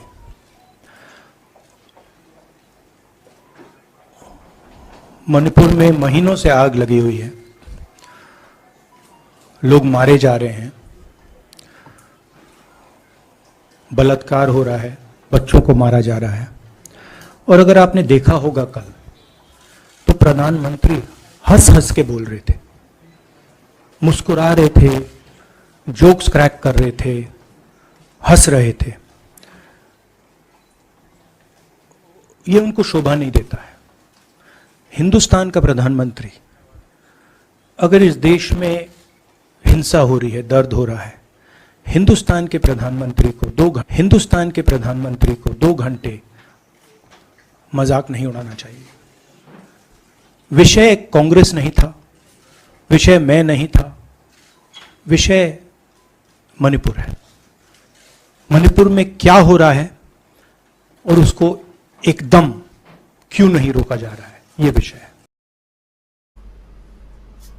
मीनू जी, राहुल गांधी इस अपने 1.5 मिनट के वक्तव्य में वो तमाम बातें यहाँ सीधी चुनौती के रूप में रख दिए कि आखिर विषय क्या था और आप क्या लेके आए, आप 2 घंटे 13 मिनट का रिकॉर्ड भाषण देते हैं। इससे पहले का रिकॉर्ड 2 घंटे 12 मिनट का है, जिसका जिक्र सुनील शुक्ला जी कर रहे थे, और वो भी अविश्वास प्रस्ताव पे ही।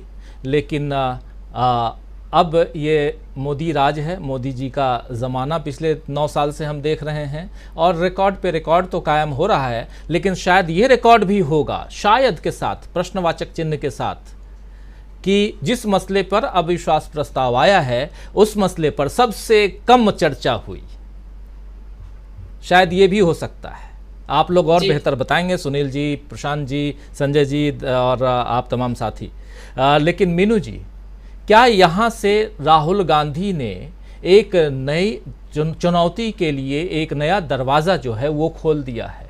क्योंकि आज उधर बिहार में भी नीतीश कुमार बोलते हुए नजर आए। वो कह रहे थे कि विपक्षी दल और वो बहुत आशान्वित हैं, बहुत ज़्यादा ऑप्टिमिस्टिक वे में कह रहे हैं कि हम जब मुंबई में अभी मिलेंगे तो उसमें 26 दल जो है वो बढ़ जाएंगे, उसमें और भी दलों का इजाफा होने जा रहा है।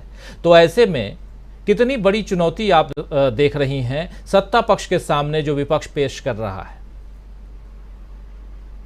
जी, राहुल गांधी ने जो आज प्रेस कॉन्फ्रेंस की है वो मेरे हिसाब से एक, जिसको कहते हैं कि सप्लीमेंट्री था, जो वहां की उनकी स्पीच थी, और यह जो विपक्ष की जो बात कुछ कहने से बच गई थी। और जो संसद में हुआ इस अविश्वास प्रस्ताव पे, तो सत्ता पक्ष की तरफ से वहां फिलिबस्टरिंग चल रही थी। फिलिबस्टरिंग एक वो टेक्निक होती है जो विधानसभाओं या ये कह दीजिए संसद हो या लेजिस्लेचर में टाइम पास करने के लिए नेता लोग खड़े हो जाते हैं और अनाप शनाप जो बकते रहते हैं, लंबा लंबा लंबा लंबा भाषण, तो वो मुद्दे से ध्यान भटकाने की कोशिश होती है। तो वो उस तरह की फिलिबस्टरिंग वहां चल रही थी और उसमें मोदी जी सबसे बड़ा रोल अदा कर रहे थे। मैं ये, और अभी जैसे बात की आप में से ही किसी पैनलिस्ट कह रहे थे कि हाँ, आप ही ने बताया अभी कि 22 विधेयक पास हो चुके हैं। उसमें आपने देखा होगा इंडियन पीनल कोड CRPC, उसमें संशोधन की बात हो रही है। नंबर 1 तो नाम ही बदल दिया जा रहा है उनका, वो इंडियन से हटाया जा रहा है क्योंकि इंडिया से अब एलर्जी हो गई है इंडिया को ही। तो ये बड़ा एक नया चीज डेवलप हुई है कि इंडिया से एलर्जिक हो गया है अभी। तो CRP पेनल कोड जैसी जो एक्ट्स हैं, जो उनमें बगैर किसी चर्चा के, आपने सुनी कोई चर्चा इस विषय में कि भाई संसद में ये चर्चा चल रही है इस विषय में? ये तो ऐसा विषय है कि इस पे बहुत डिटेल विस्तृत चर्चा होनी चाहिए थी, और उसको अफरा तफरी में पास कर दिया गया है। एक तो संसद के सत्र इतने छोटे होते हैं और बाकी का उसमें वो फिलिबस्टरिंग में निकाल देते हैं ये सत्ता पक्ष के लोग। तो ये तो विपक्ष जो है, जो विपक्ष ने किया, जो बेस्ट वो पॉसिबल कर सकता था। देखिए, संख्या बल इतना कम है कि इससे ज्यादा कुछ कर नहीं सकते विपक्ष के लोग, और उसमें सभी विपक्षी लोगों ने जो अपनी अपनी काबिलियत के अनुसार और अपनी अपनी ऑरेटरी के अनुसार, उन्होंने, किसी ने बहुत अच्छे तरीके से बात को रखा, कोई थोड़ा कम अच्छे तरीके से रखा गया, लेकिन लोगों ने अपनी बात को रखने का प्रयास किया। वहां उन्होंने ये नहीं किया मोदी जी की तरह की शेयर बाजार की टिप दे रहे थे वो लोगों को कि भाई जिस भी इंडस्ट्री के बारे में या PSU के बारे में जो विपक्ष अगर हम विरोध करें हमारा, तो ये समझ लीजिए आप उसके शेयर खरीद ले। ये इनसाइडर ट्रेडिंग के उसमें कैटेगरी में आता है। मतलब मोदी जी लोगों को कह रहे थे कि इस कंपनी के शेयर खरीदो। अडानी, भाई देखिए सत्ता पक्ष किसके ऊपर हमलावर? अडानी के ऊपर हमलावर। तो वो कह रहे थे भाई अडानी के शेयर खरीदो आप, लेकिन इनको कोई पूछने वाला नहीं है। अध्यक्ष साहब भी नहीं पूछा उन्होंने एक भी बात, किसी ने सवाल ही नहीं उठाया। तो अभी विपक्ष का तो देखिए, अभी ये जो आपकी ये मुंबई का जो अधिवेशन है इनका विपक्ष का, उसमें काफी कुछ कॉन्क्रीट निकल के आएगा। और ये देखिए जो अगर कहीं थोड़ी बहुत टाइटनेस कम रही होगी उनके कोहेशन की, मतलब एक साथ चलने की, तो ये संसद के सत्र ने विपक्ष को और ज्यादा एकजुट कर दिया है। आप देखिए, इसमें वॉकआउट सबने किया। ऐसा नहीं है कि भाई कांग्रेस ने वॉकआउट किया और बाकी सब वहीं बैठे रहे, ऐसा नहीं हुआ। सब लोग बाहर आ गए, तो उन्होंने एकजुट होकर विरोध किया। और देखिए, मोदी जी जितनी ये बौखलाहट उनको इस एकता से हो रही है, अभी तो संसद में उन्होंने कुछ नहीं बोला है। अब बाहर जो वो रैलियों में बोलेंगे, चुनावी रैलियों में खासकर, और उससे पहले भी कर लेंगे ये तो रैली है, क्योंकि इनको बहुत ज्यादा कुलबुलाहट मची हुई है। ये जो वॉकआउट किया है संसद ने, उसके बाद वॉकआउट के बाद आप मोदी जी का चेहरा देखते कैसा फक हो गया था, और तब उनको अचानक से याद आया मणिपुर में भी 2 लाइन बोलनी है। तो उस बाहर निकलने के बाद तो वो विपक्ष के ऊपर मतलब शब्दों का जो होता है ना, गाली गलौज के शब्द भी बोल सकते हैं, इतना सब कुछ कर सकते हैं, लेकिन जितना ये आक्रमण करेंगे ये विपक्ष के को मजबूती प्रदान करेंगे। ये मोदी जी इसमें परेशानी का आलम ये है कि नारा जो आपने देखा उसमें वो नारे लगवाने की उनकी शुरुआत में उनकी स्पीच में कुछ नहीं लिखा हुआ था, वो उन्होंने एक्सटेम्पोरी वो शुरू हो गई, और ये पीछे बैठे हुए ये महानुभाव मतलब बच्चों की तरह समझ नहीं आया, हमें तो बहुत बड़ी शर्मिंदगी महसूस हुई। और जो मुद्दा था, आप मणिपुर के मुद्दे पे अभी भी टाइम है, कुछ कर लीजिए। जहां बफर जोन बन गए हैं दो कास्ट के बीच में, तो वहां पता नहीं क्या हालत है जो हमें पता नहीं है यहाँ पे बैठ के। एक बात मैं कहना चाहूंगी राजीव जी, नीचे आपके यहाँ टिकर चल रहा है हेडलाइन में, उसमें राहुल गांधी लिखा हुआ है, तो प्लीज अगर संभव है तो उसे ठीक करा दीजिए। बिल्कुल बिल्कुल बिल्कुल, ये गलती मैं बोलता हूँ, अगर है प्रूफ की गलती जो होती है उसको सुधार लें, नीचे हेडलाइंस में कहीं गलती जा रही है। लेकिन आना चाहता हूँ प्रशांत टंडन जी आपके पास। प्रशांत जी, क्या एक गंभीर मसले को इस पर लगातार विपक्ष जो है वो सदन में मांग करता रहा कि पहले प्रधानमंत्री जी आइए, मणिपुर पे कम से कम अपनी बात रखिए। मणिपुर पे प्रधानमंत्री नहीं आते हैं, बात नहीं करते हैं, फिर अविश्वास प्रस्ताव पेश किया जाता है। अविश्वास प्रस्ताव लगभग 10 दिन पहले आता है, 10 दिन बाद उस पर चर्चा होती है। लेकिन देखिए कि घटनाक्रम कितनी तेजी से बदलता है। राहुल गांधी की संसद की सदस्यता बहाल होती है, शायद राहुल गांधी की संसद की सदस्यता बहाल करने के लिए या हो जाए और राहुल गांधी सदन में आकर भाषण दें, इसका इंतजार रहा हो, यह भी हो सकता है।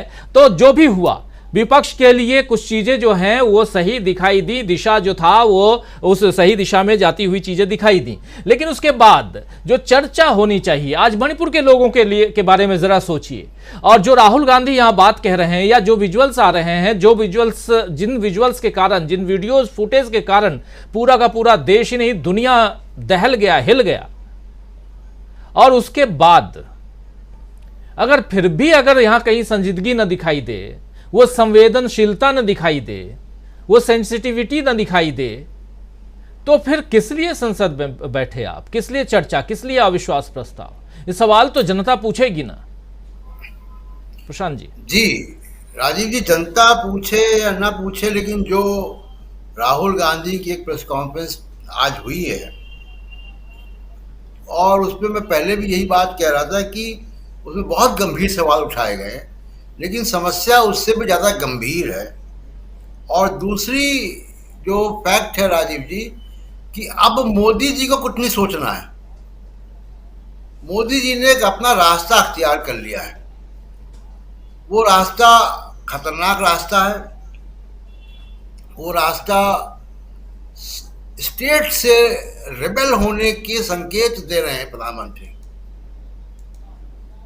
जो सुनील शुक्ला जी बात कह रहे थे कि स्टेट के फैसलों को भी वो सवाल खड़े कर रहे हैं, स्टेट से रिबेल होने के संकेत दे रहे हैं।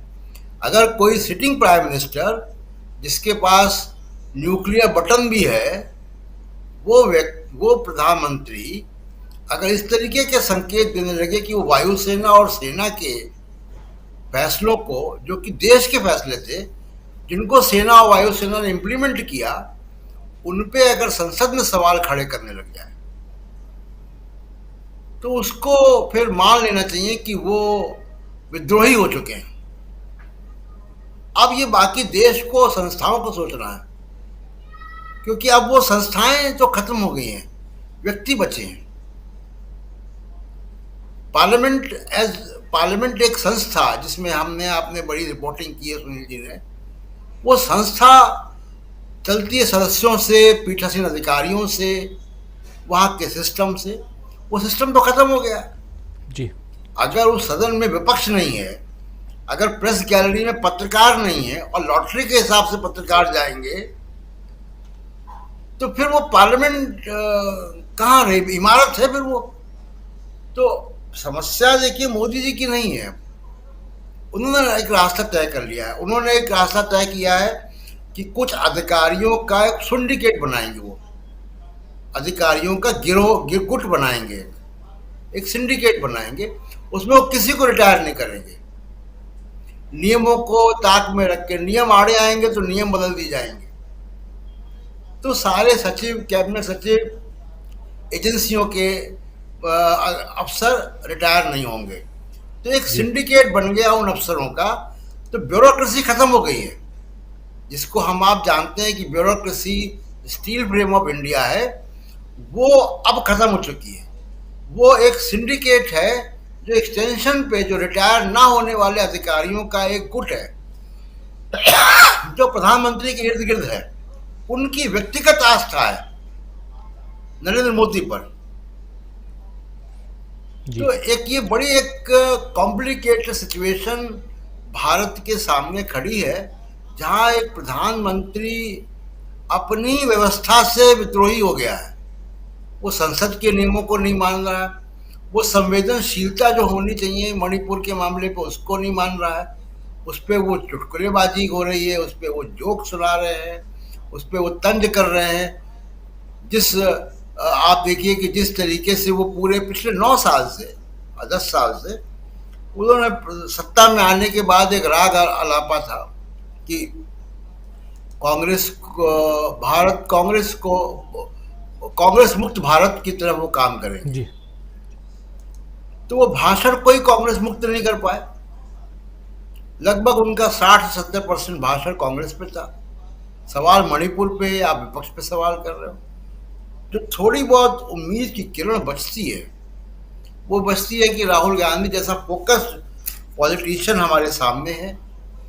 एक इंडिया गठबंधन है जिसमें कोई कॉम्प्लिकेशन नहीं है। जी। मैं इंडिया गठबंधन के तमाम सारे डेवलपमेंट्स को, नेताओं के बयानों को, और उनसे बातचीत भी कभी होती है, मैं देख रहा हूं, और मैं देख रहा हूं कि बेहद संजीदगी के साथ, और वो इस चुनौती को समझ रहे हैं। और इसलिए जो आप कह रहे हैं कि इसका मुंबई में एक्सपेंशन हो सकता है, इसको मैं रूल आउट नहीं कर सकता हूँ, होगा। क्योंकि जो चिंता मेरी है, जो अभी मैं व्यक्त कर रहा हूँ, ये चिंता बहुत सारे लोग समझ रहे हैं कि देश की संस्थाओं पे, लोकतंत्र पे, और सबसे बड़ी बात की मर्यादा पे किस तरीके से काम हो, किस तरीके से आप, मतलब मणिपुर में एक ऐसा वीडियो सामने आता है और उस पर आप अगर उस पर सवाल है, उस पर अगर आप चुटकुले सुना रहे हैं, संसद में नारे लगवा रहे हैं, तो एक गंभीर सवाल उठता है। और अब देखिए कि ये इस गंभीरता को, जो बात मैं कह रहा हूँ, जो राहुल गांधी की चिंता है, जो हमारी आपकी सबकी चिंता है, इस चिंता को बीजेपी के कैबिनेट के लोग भी महसूस कर रहे हैं।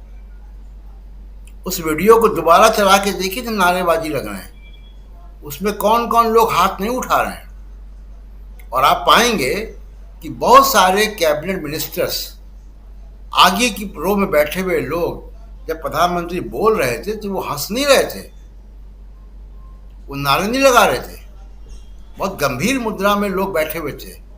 तो मेरे ख्याल से, क्योंकि वो उस कोठरी के, उस ग्रुप के बाहर है, वो सब भी, वो थोड़े से 8-10 लोगों का गुट है।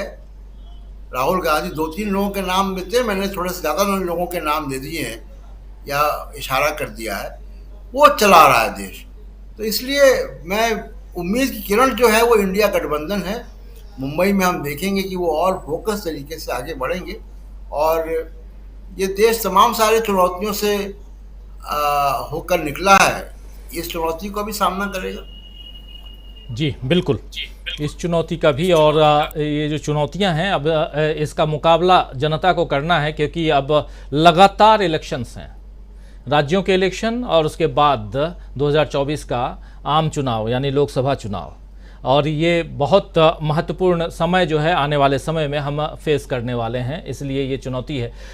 सुनील शुक्ला जी का वीडियो थोड़ा डाउन दिखाई दे रहा है, थोड़ा नहीं बहुत ज़्यादा दिखाई दे रहा है। सुनील जी ज़रा एक बार रिकनेक्ट कर लीजिए, और संजय जी के पास तब तक आना चाहता हूँ। संजय जी, यहाँ से किधर मुंबई जो है वो कितना ज़्यादा अगर कहें तो उम्मीद दिला सकता है, जब विपक्ष के लिए कह रहा हूं मैं, क्योंकि विपक्षी एकता अभी भी मजबूती के साथ है। और एक अच्छी बात इस पूरे जो सेशन ख़त्म हुआ है इसमें ये आई कि यहाँ विपक्षी एकता की एक जो कहें तो एक पहली परीक्षा हो गई। उस परीक्षा में वो जो परीक्षा थी वो थी दिल्ली सेवा बिल की, लेकिन दिल्ली सेवा बिल में सारे विपक्षी दल के नेता एकजुट नजर आए और ये सबसे बड़ी बात थी। सबसे पहली बाधा, पहली चुनौती विपक्ष ने यहाँ पास कर ली है। और इसके बाद से आप देखिए कि नीतीश कुमार का आज ही बयान आया है कि मुंबई में हमारा कुनबा बढ़ेगा। यहां से आप क्या देखते हैं? मुंबई से उम्मीद है, निश्चित रूप से मुंबई से उम्मीद है। और सबसे बड़ी बात यह कि मुंबई में शिवसेना की सरकार नहीं है, उसकी माने ठाकरे की सरकार गिरा दी गई। उसके बाद उन्होंने मुंबई में बैठक रखने का प्रस्ताव किया है, तो ये सबसे बड़ी बात है। और बैठक अगर हो रही है तो इससे समझ में आता है कि वहां कौन मजबूत है। सरकार किसी की हो, वहां बैठक हो रही है और वो विपक्ष की बैठक होगी और उन्होंने वहां प्रस्ताव रखा और बैठक हो रही है, तो ये अपने आप में पर्याप्त है कि वहां कौन मजबूत है। एक तो ये उससे साबित होता है और इसलिए मुझे उस बैठक से उम्मीद है। लेकिन अभी जैसे प्रशांत जी ने जो कहा कि प्रधानमंत्री खिलाफ हो गए हैं, बिल्कुल बगावत पे उतारू है लगभग, तो मैं उसी पर आता हूं कि गुजरात में जो हुआ और उसके बाद नरेंद्र मोदी जैसे प्रधानमंत्री बने और 10 साल उन्होंने जो प्रशासन दिया या जो शासन किया, उसके बाद अभी हम जहां खड़े हैं वहां दिल्ली का विधेयक जब रखा गया और जो बिल्कुल सरकार को जिताने और हराने की बात थी, खुला खुला सरकार का समर्थन और विरोध था, वहां दो बड़े दल जो तटस्थ थे या किसी के साथ नहीं होने का दावा कर रहे थे, उन्होंने व्यवहारिक तौर पर भाजपा का साथ दिया। तो जो तटस्थ होने का दावा कर रहा है वो दरअसल भाजपा के साथ है जी। एक चिंता ये है कि जो तटस्थ होने के बाद भी भारत भाजपा के साथ है, क्या उसको ये सब समझ में नहीं आ रहा है या दिख नहीं रहा है? भाजपा, मुझे लगता है कि भाजपा में भी, जैसा अभी प्रशांत जी ने भी बताया, कि बहुत लोगों को प्रधानमंत्री का यह व्यवहार या नारे लगवाना पसंद नहीं आया और वो उससे खुश नहीं थे, ये दिख रहा था। तो अगर भाजपा में भी ऐसे लोग हैं जो प्रधानमंत्री के या इस व्यवस्था से या इस समय जो सब हो रहा है उससे खुश नहीं है, तो जो विपक्ष जो कह रहा है कि हम निष्पक्ष हैं और तटस्थ हैं, वो बीजेपी को दिल्ली शासन विधेयक जैसे मुद्दे पे साथ दे रहा है। तो ये हम कहां हैं और क्या सिर्फ भाजपा दोषी है? मुझे लगता है कि तटस्थ हैं और विपक्ष के साथ भी नहीं है। ऐसे लोग भाजपा के साथ रहकर या भाजपा का साथ देकर देश का ज्यादा नुकसान कर रहे हैं जी, और ये बहुत गंभीर बात है।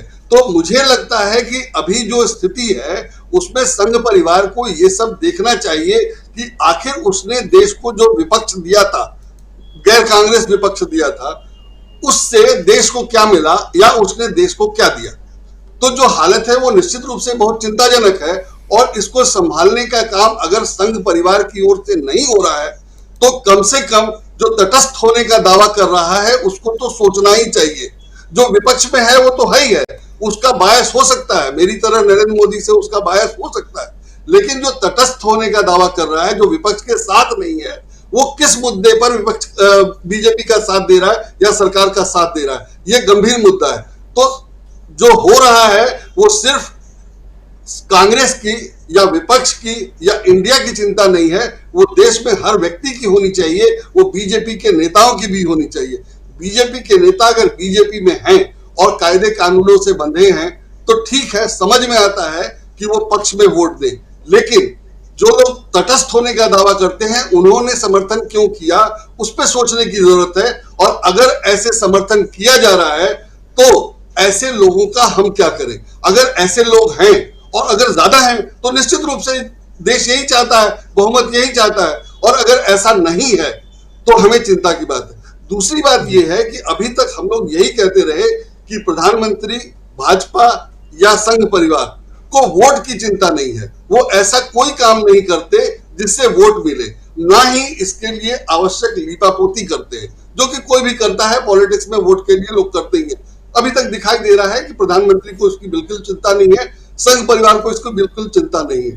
तो अगर किसी को वोट की चिंता नहीं है तो वो अपने आप में बहुत बड़ा कारण है।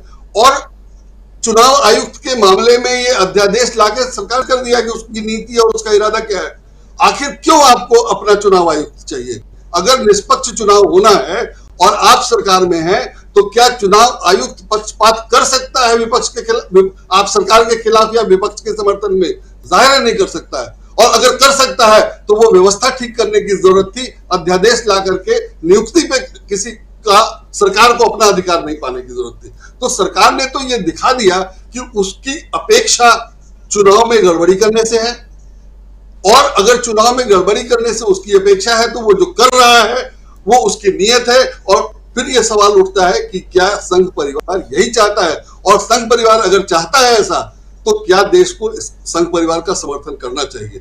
मुद्दा वो है, मुझे लगता है। राजीव जी बिल्कुल मुद्दा जो है। लेकिन एक बात सुनील जी आपसे समझना चाहूँगा कि सदन के अंदर जो तथ्यों के साथ छेड़छाड़ के साथ जो भाषण दिए गए, अब देखिए चाहे कलावती का मामला हो, चाहे पूर्वोत्तर को लेकर के भी बहुत सारी बातें प्रधानमंत्री नरेंद्र मोदी ने कही हैं, मिज़ोरम बम्बार्डिंग, ये तमाम चीज़ें, IIMC की स्थापना, ये भी तो बहुत सारी चीज़ें हैं। इसको कैसे देखा जाए? क्योंकि इस पर कोई उंगली उठाने वाला नहीं, कोई एक्सपंज करने वाला नहीं। बात तो होनी चाहिए ना, क्योंकि यही तो दस्तावेज के रूप में तैयार होते हैं ऐसे ही भाषण, जिसमें आप कह रहे हैं कि कलावती जो है वो बुंदेलखंड की थी, ये हैं अभी बुंदेलखंड में, जबकि बुंदेलखंड की नहीं है, वो महाराष्ट्र विदर्भ की हैं। राहुल गांधी ने मदद की थी। जब राहुल गांधी मिलने गए तो 3 लाख रुपए दिए, उसके बाद उनके अकाउंट में 30 लाख रुपए ट्रांसफ़र किया। कलावती का इंटरव्यू ऑलरेडी है, सब जगह सोशल मीडिया पर तैर रहा है, लेकिन इन सब की चर्चा नहीं। कुछ चीज़ें कलावती जैसी कुछ चीज़ें आ जाती हैं, कुछ चीज़ें फैक्ट चेक के जरिए आ जाती हैं, लेकिन जो भाषण एक बार निकल गया, लोगों ने जिस भाषण को सुन लिया वो तो वही मान के बैठता है। और ये लगातार पिछले 9-10 साल से देख रहे हैं हम कि ऐसी बहुत सारी गलतियां जो हैं वो सामने रखी जा रही हैं, लेकिन उस पर कहीं से भी ऐसा नहीं किया जा रहा कि हाँ हमने उस समय गलत कह दिया था। गलती मानने के लिए तैयार ही नहीं है। तो कैसे देखा जाए इसको? किस दिशा में जा रहा है देश? नहीं, एक नैरेटिव बनाने की कोशिश जरूर हो रही है, लेकिन आप ये नहीं कह सकते हैं कि इसका जो बात कही जा रही है उसमें सही तथ्य नहीं लाया जा रहा है। कलावती के मसले को लिखिए ना, कलावती की बात गृह मंत्री जी के मुंह से निकली नहीं कि कलावती के बारे में BBC की रिपोर्ट तुरंत सार्वजनिक हो गई, सोशल मीडिया पर तैरने लगी। इंडियन एक्सप्रेस ने पूरी खबर छापी, एक अन्य मीडिया संस्थान ने पूरी खबर प्रकाशित नए सिरे से। वो जो पहली वाली खबर है बहुत पुरानी खबर है, जिसमें BBC में एक रिपोर्ट में कलावती ने कहा है कि मुझे जो कुछ भी मदद मिली है वो राहुल गांधी से मिली है, उन्होंने मेरा जीवन बदल दिया। और अंतिम सहायता उसको 2012 तक मिली, उसके बाद उसको 1 रुपए की सहायता नहीं मिली। दूसरी चीज कि आप जितनी बात कहते हैं, स्मृति ईरानी जी ने जम्मू कश्मीर के महिलाओं के दुखद हत्या का उल्लेख किया। लोग लेकर के चले आए कि 2020 से लेकर 2022 के बीच में जो हत्याएं हैं उनके बारे में अब क्यों नहीं बोलते हैं। वहां के जो कश्मीरी पंडित कह रहे हैं कि हम अपने आप को सुरक्षित महसूस कर रहे हैं, धारणा दे रहे हैं, वो फिर से घाटी छोड़ के चले गए। फिर घाटी में कश्मीरी पंडितों की हत्या हुई, आप उसके बारे में क्यों नहीं कहते हैं। एक स्कूल के टीचर की हत्या कर दी गई 2020 से 2022 के बीच में। लोग ये कहे कि हम घाटी में काम नहीं करेंगे, हम अपने आप को सुरक्षित महसूस कर रहे हैं। सभी तथ्य लोगों के सामने आ गए। आप सम्मानित प्रधानमंत्री जी ने कहा कि जितने सार्वजनिक बैंक हैं सब लाभ में काम कर रहे हैं। लोगों ने सवाल पैदा किया कि अगर लाभ में काम कर रहे हैं तो विभिन्न बैंकों को एक के मर्जर की क्या आवश्यकता थी। दूसरी चीज कि इन बैंकों के जो NPA है उसका उल्लेख कहां चला गया। तीसरी चीज कि जो आपने बैंकों के ऋण माफ किए बड़े बड़े उद्योगपतियों के, वो कहां चला गया, क्या उनका उल्लेख अभी तक इनके लेखा जोखा में है। जितने तरह के सवाल पैदा, प्रधानमंत्री जी ने कहा कि हर साल एक IIM और एक IIT खोल रहे हैं। लोग तथ्य ला रख दिए कि पिछले सरकार कह रही है संसद में कि पिछले 5 साल में एक भी IIM और एक भी IIT नहीं खुला हुआ है। सवाल है ना कि आप ये जानिए कि ये आपको सोचना पड़ेगा राजीव जी कि ये आप अपना कार्यक्रम देश के लिए कर रहे हैं कि अपने कुछ समर्थकों के लिए कर रहे हैं। जो आपको सुनना पसंद कर रहे हैं केवल ये कार्यक्रम उनके लिए है कि जन सामान्य के लिए है, ये आपको तय करना पड़ेगा। अगर आप ये मान के चलते हैं कि जो आपके श्रोता हैं आप उनके सामने कुछ भी परोस दीजिए वो उसको विश्वसनीय मान लेंगे, फेयर इनफ। आपका किया दिया है आपके साथ। लेकिन अगर आप ये चाहते हैं कि देश की 130 करोड़ जनता इसको सुन रही है, तब आपको सोचना पड़ेगा कि आप किस कौन से तथ्य आप लोगों के सामने रख रहे हैं। वो समय खत्म हो गया कि जो कुछ भी आप कहते थे लोग उसमें आंख बंद विश्वास कर रहे थे। यस, वह दौर खत्म हो गया कि लोग आपकी बात पे चर्चा करने के लिए तैयार नहीं। मान लिया जाता था कि आप गॉस्पेल ट्रुथ बोल रहे हैं। आप जब ये कहा कि हम तीसरी अर्थव्यवस्था ले आने जा रहे हैं, आ जाएगी हमारे तीसरे कार्यकाल में, तो लोगों ने सवाल पैदा किया कैसे आ जाएगी। आज का दौर साफ से बताता है। लोगों ने सवाल पैदा किया कि जब पांचवी अर्थव्यवस्था बता रहे हैं तो बेहतर अर्थव्यवस्था से होने वाले लाभ कहां हैं। अगर किसी देश की अर्थव्यवस्था पांचवी है तो उसका लाभ आम आदमी को कैसे मिल रहा है? क्या उसकी क्रय शक्ति बढ़ गई है? क्या कीमतें कम हो गई हैं? क्या रोजगार के अवसर बेहतर हो गए हैं?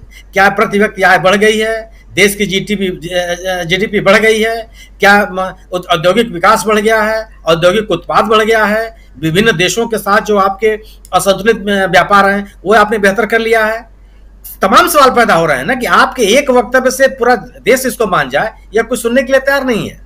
तो आपने जितनी बातें कही, स्मृति ईरानी जी ने कहा कि अमेठी में तमाम जमीन कब्जा किया है लोग। सवाल है कि उन्होंने सरकार आपकी है, 9.5 साल से केंद्र में आप सरकार में हैं, 6 साल से लगभग आप उत्तर प्रदेश में आप हैं। आपने 1 इंच जमीन क्या वापस ले लिया उनसे? क्या 1 इंच जमीन गैर कानूनी कब्जे को लेकर कोई आपने FIR दर्ज करा दिया? कोई आपने जांच कराई? कोई चार्जशीट किसी अदालत में दर्ज है? सब सवाल लोग पैदा कर रहे हैं। आपको लगता होगा कि हमने इतनी बड़ी बात कह दी कि पूरा देश उसी में बह जाएगा। ये संभव है नहीं।